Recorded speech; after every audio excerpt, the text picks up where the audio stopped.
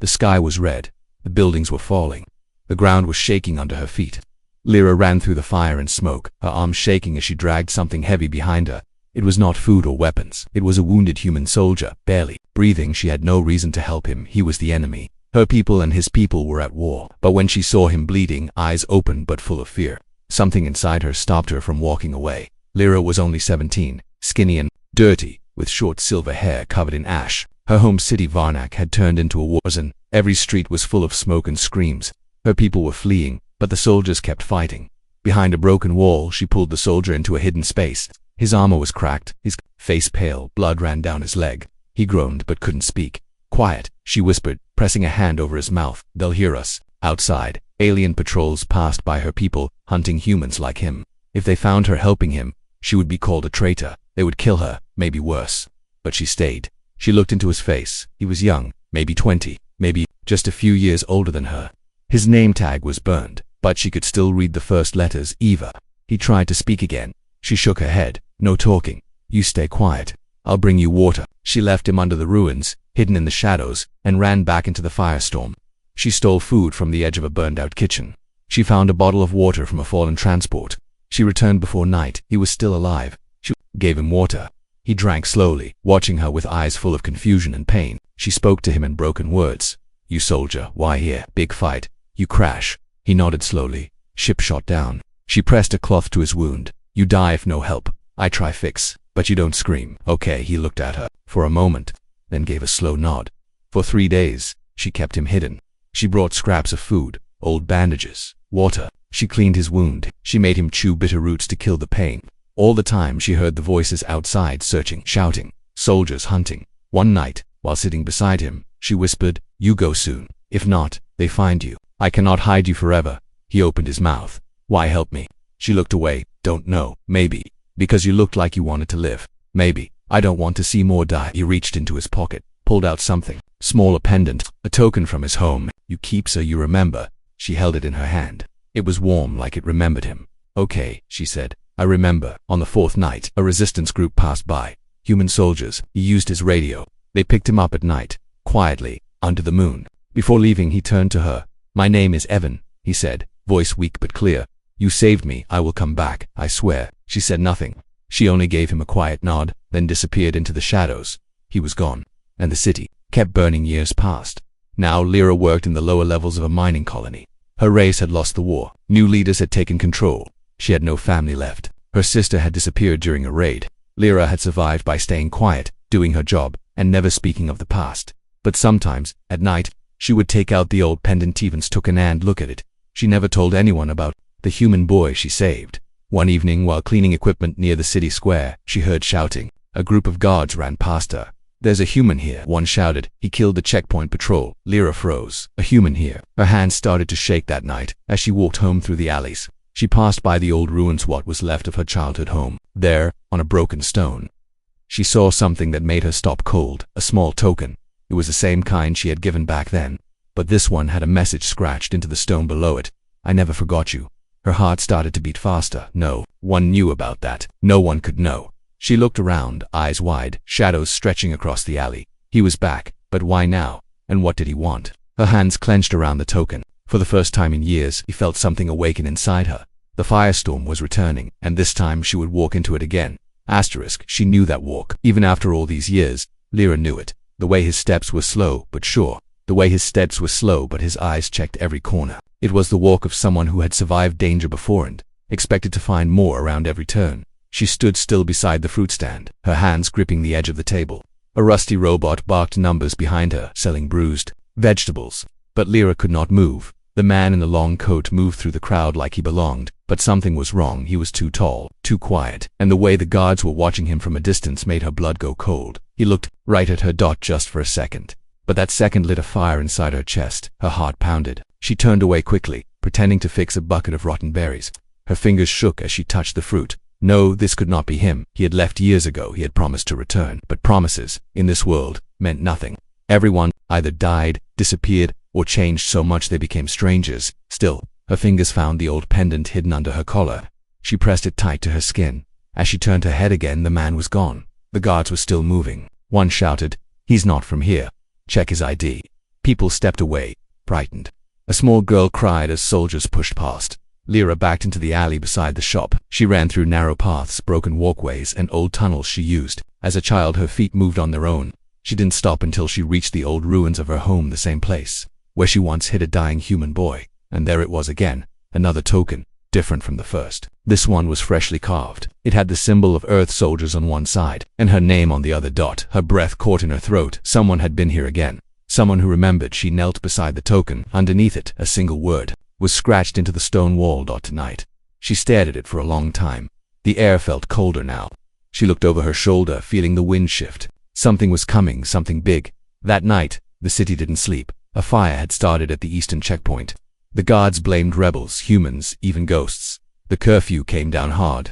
Lights flashed, drones flew above, people ran inside and locked their doors. Lyra stayed low and quiet. She made her way to the old refinery tunnels, hidden beneath the streets. The deeper she went, the more the air felt heavy, filled with dust and silence. Then she saw him. He stood under a broken pipe, his coat hanging like armor, one hand on a worn-out plasma rifle. His face was in shadow until she stepped closer. He turned, and her breath stopped. It was him, older, scarred, tired, but it was Evan. He lowered the gun. "You came," he said softly. She didn't answer. She stared at him, at his face, his eyes, the way he looked at her, like she was the only person in the world. She wanted to speak, but her throat closed. He took a step forward, his boots scraping the stone floor. "I came back for you." "Why now?" she whispered. "So many years." His face tightened. "Because I finally had the power to come back. Before I was just trying to survive." He looked different, stronger, not a boy anymore, a man who had seen war more than once. And yet, his eyes still held the same light. She remembered. "I looked for you," he said, "after the war, but your city was gone.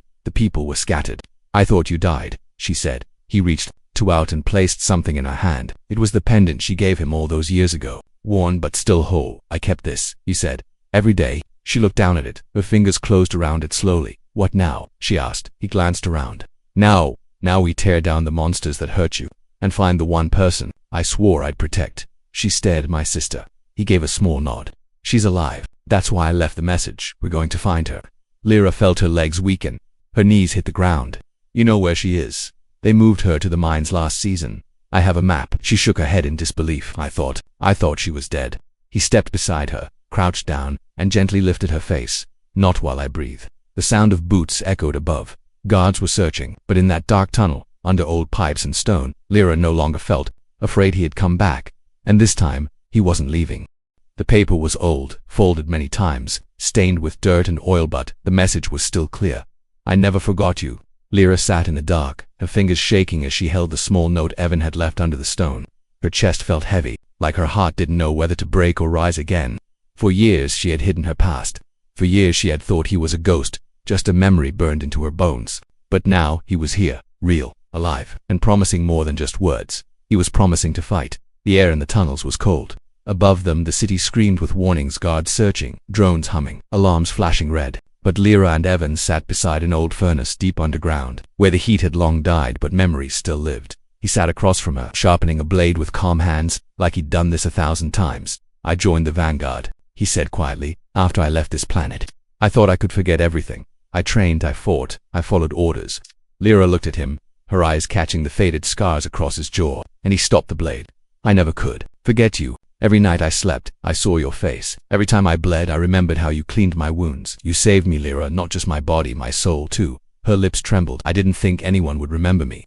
Evan's voice dropped lower. "They burned your name in my head." Outside the tunnels, footsteps echoed. Rough voices bounced off the metal pipes. "They're hiding under here somewhere. Check every grate, every corner." Evan stood fast. He grabbed his rifle and motioned to Lyra. "We move now." They slipped through a back path, crawling over broken stone and old power lines. The tunnel led to a half-buried train station, long forgotten. They pushed open a rusted gate and dropped into the shadows. Once they were safe, Evan turned to her again. "I know where your sister is," he said, pulling out a crumpled map. "She's in cell block 9, inside the deepest shaft of the Terran mine." Lyra stared at the map. "That's a death zone. It's guarded day and night." Evan looked at her with hard eyes. "Then we'll go at night. And we won't ask for permission. But the guards, we don't need to fight them," he said. "We'll outsmart them." He pulled out a small device from his pocket, chip drive glowing red. "This is everything I stole from their mainframe. Entry codes, patrol routes, emergency override for the mine gates." Lyra blinked. "You hacked their systems," he grinned. "I didn't spend all those years just lifting weights." She laughed, a short, broken sound that surprised them both. Evan stepped closer. I came back because you risked everything. For me, I swore I would return.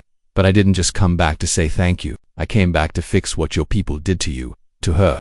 Her voice dropped to a whisper. You came back to fight for me. He nodded. And with you, they moved through the city like shadows. Evan wore a stolen uniform and passed through checkpoints with silent precision. Lyra followed, dressed like a miner, head down, eyes empty like the rest of the broken workers, but inside, she burned with purpose. At midnight they reached the outer fence of the mining camp. The air smelled like rust and poison. Workers coughed in their sleep, wrapped in thin sheets, their skin pale and cracked. Lyra's stomach turned. She saw her people slaves in their own land, and somewhere, deep below, her sister was still there. They entered through an old cargo lift, Evan using the override chip. The platform shook as it lowered into the darkness. As they descended, the silence between them was not empty, it was heavy, full of everything they could not say. The lift stopped. The doors opened. The mines were silent. Rows of cages lined the walls. Guards slept in steel chairs, rifles across their laps. Lyra's hand trembled on the handle of a knife. She's in Block 9, Evan whispered. That way they moved, fast, avoiding light, dodging cameras. In front of a locked gate, Lyra entered the code Evan had given. The door opened with a hiss. Inside was a row of cells. Lyra ran to the fourth one. They're huddled in a corner, thin as bone, dirty, barely breathing was her sister. Tears filled her eyes. Rima, the girl, looked up slowly. Her eyes widened. Lyra grabbed the bars. It's me. It's really me. Evan appeared behind her. We need to move. Lyra's voice shook. We can't leave her. I didn't come all this way to leave anyone behind, he said. He broke the lock open with a shock rod. Lyra pulled her sister into her arms. The girl was weak, but alive. We're getting you out, Lyra whispered. And for the first time in years her sister smiled, but behind them, alarms began to ring. They had been spotted. The escape had just begun. The alarm howled like a beast, shaking the rusted walls of the mine. Lyra clutched her sister tight as Evan kicked open the lower exit door. Behind them, guards shouted, boots thundered on metal steps, rifles charged with a low hum. Bright lights flashed down the corridors, chasing them through smoke and dust. Evan didn't slow down. He turned and fired once. The bolt hit the ceiling, knocking pipes loose. Steam exploded behind them, blocking the view of the guards. Keep going, he shouted.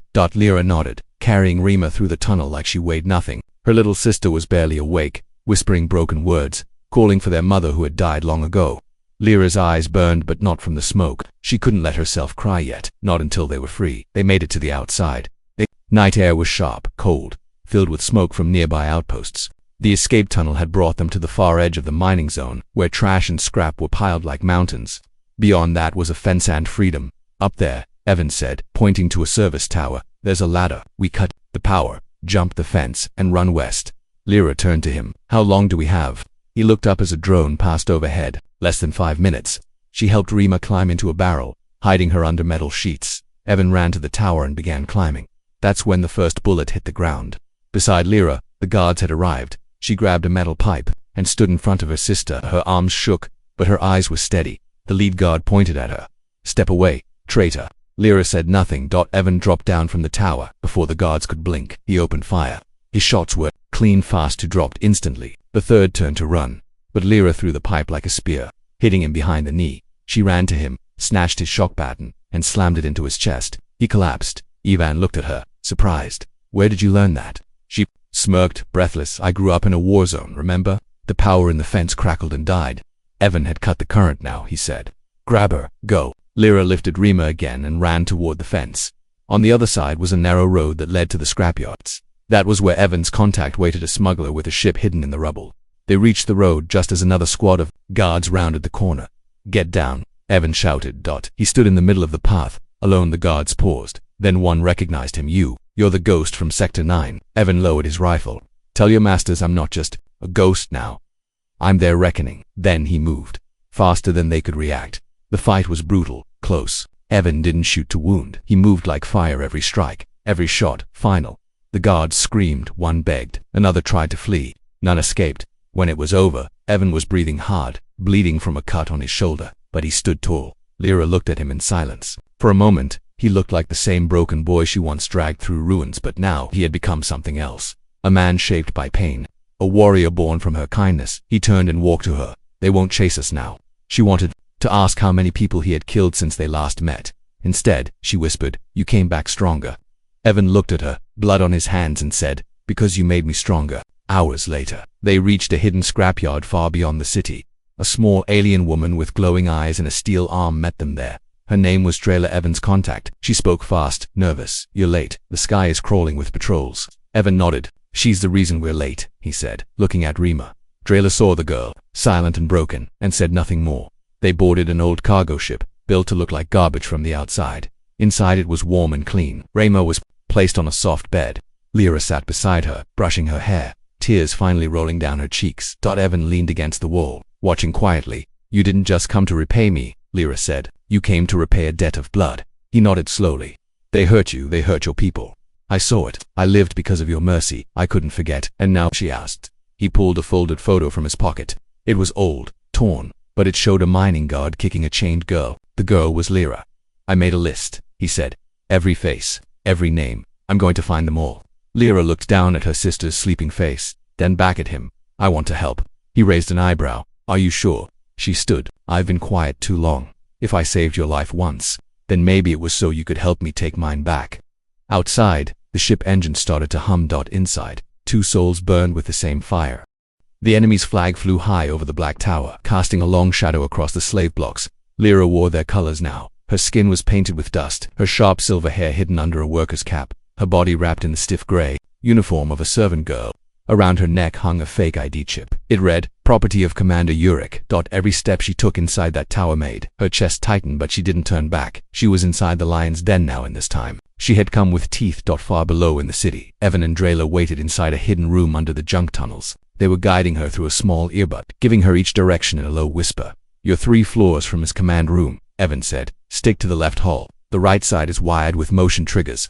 Lyra nodded once, blinking to confirm she understood. Her voice couldn't be used here, not while cameras watched every corner. So, she kept her head down, her arms full of data crates, pretending to be just another invisible girl no one looked at twice. But inside, she burned. Commander Urich, that name haunted her dreams. He had given the orders to raid her village. He had called her sister a defect. He had laughed as Lyra was dragged across the ground, and now she was walking right into his heart at the 3rd floor. A guard stepped in front of her. He was tall, armored, ugly, with a scar across his chin. "Where's your unit?" he barked. Lyra didn't flinch. She reached into her pocket and handed him the chip. He scanned it, grunted, then waved her through. "Hurry up. Commander's in a bad mood." She bowed her head, walked past, and kept her breath low. Inside her ear, Evan's voice came again. "You're doing perfect. Next left, then storage tunnel. I'll meet you through the service shaft." She followed the hall until it bent sharply. Then she saw a room glowing blue, full of screens, with 2 guards inside watching a wall of live footage. Surveillance room. She needed to pass it, but the guards looked too alert. Evan whispered, "You'll have to create a distraction. Look left." She turned her eyes and spotted a cleaning drone docked near the wall. A small red panel blinked behind its head. Evan said, "Kick the override and run." Lyra walked slowly to the drone, dropped one of her crates, and knelt beside it. Her fingers moved fast as Evan guided her. Green wire, then blue.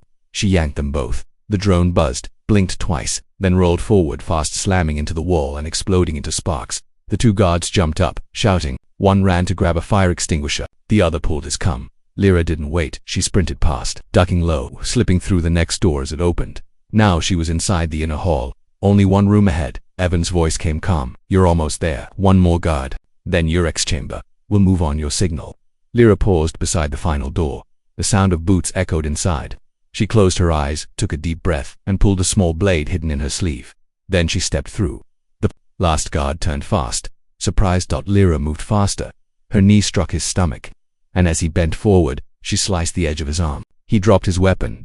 She kicked his leg, tripped him, then slammed his head against the corner of a metal table. He didn't get up. Lyra stood over his body, heart racing. "Clear," she whispered into the mic. Evan's reply came instantly. "We're in position. You know what to do." She opened the next door. The chamber of Commander Urich. It was quiet. Large windows looked out over the burning sky. A polished black desk stood in the center, and behind it the man who had destroyed her world, older now. His armor had gold stripes. His back was turned. He didn't hear her enter. She stepped forward slowly and spoke. "Do you remember the village? Called Sepka?" He froze. Turned. And stared. His lips curled in confusion, then amusement. "Ah, one of the rats who escaped the culling." Lyra didn't blink. "I'm not here to talk," she said. He laughed. "Then what are you here for?" "Revenge." She showed him the blade in her hand. "No," she said. "Justice." He lunged. She dodged. He swung his metal fist toward her head. She ducked, cut across his ribs. He growled, grabbed her throat, but before he could crush her, a blast slammed. Through the window. Evan landed through the shattered glass. Rifle ready. Let her go, he said. Urek froze. Evan aimed straight at his eye. You hurt her once, he said. You don't get another chance. Urek dropped her. Lyra gasped for air, then stood beside Evan. Is this the part where you kill me? Urek sneered. No, Lyra said, stepping forward. This is the part where you lose everything. Evan tapped a button. Every camera in the building turned on. And across the tower, the screens lit up with videos, proof of Urek's crimes, files Evan had stolen. Faces of the people he hurt. The guards in the hall saw it and they turned. They didn't come to help him. They came to arrest him. The lion was no longer king. She had once waited in silence, waiting for her sister to return from the mines, waiting for her home to stop burning, waiting for a human boy to keep a promise made under falling skies. Now, she waited again, but this time beside him, not for him. Evan was bleeding. His shirt was soaked red where the blade had sliced through his ribs. He was pale, breathing hard, leaning against the wall of the ship's small infirmary. The medbot hovered over him, worry softly, sealing the wound with heat foam, but his body twitched with pain. Lyra sat beside him, holding his hand. She had not let go of it since they escaped the tower. I told you not to jump through that window, she whispered. He gave her a weak smile, but it looked cool. Lyra shook her head. You idiot. He didn't argue. Drayla stood in the corner, her metal arm crossed over her chest, her face unreadable. You both made the broadcast. The tower guard surrendered, Urek's being dragged to trial. Lyra didn't even smile. She just stared at Evan. Outside the medbay, Rima sat curled up on a chair, wrapped in a warm blanket, finally asleep. For the first time in years, her face looked calm. No chains, no guards, no darkness, just peace. Lyra looked at her little sister, then back at Evan. I waited, she said softly. All those years I thought I was stupid. I thought I was weak. Evan opened one eye. You were strong. I was the one who didn't come back fast enough. You came back broken, she said. I can see it in your eyes. Oh, did you? He whispered, but we're still standing. They sat in silence for a while. The ship hummed quietly.